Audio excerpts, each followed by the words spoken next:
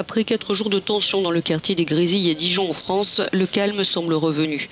Mais les habitants disent qu'ils se sont sentis abandonnés et menacés.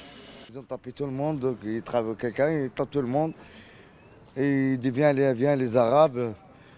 Donc on a peur, moi j'habite à côté, donc je ne sorte pas ni moi ni mes enfants. Ils ce sont des membres de la communauté tchétchène. Tout a commencé la semaine dernière avec le passage à tabac d'un jeune d'origine tchétchène devant un bar à chicha.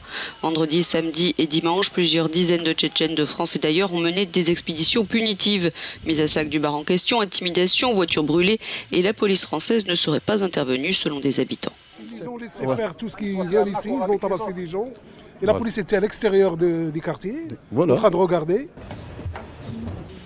Le secrétaire d'État à l'Intérieur, Laurent Nunez, a promis une réponse ferme en se rendant ce mardi à Dijon.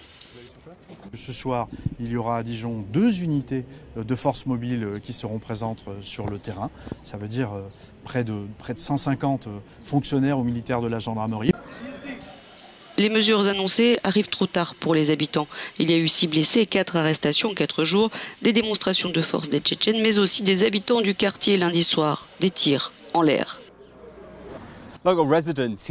Les résidents des Grésilles ne sont pas seulement en colère contre la police qui n'aurait pas bougé pendant 3 jours, mais aussi contre les médias locaux qui affirment que le quartier a des gros problèmes de trafic de drogue.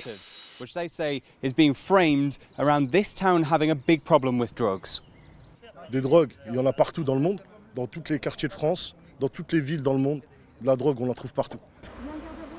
Marine Le Pen, dirigeante du parti d'extrême droite Le Rassemblement National, s'était elle aussi rendue sur place mardi et a blâmé le laxisme de la politique d'immigration derrière ces troubles. Cette situation est d'une gravité inouïe.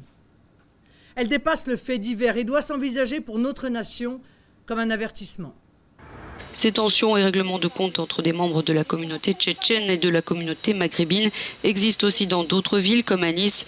La dernière réponse du ministère français de l'Intérieur serait d'expulser tout étranger impliqué dans ces violences. Mais beaucoup arguent que la plupart des personnes impliquées sont nées en France.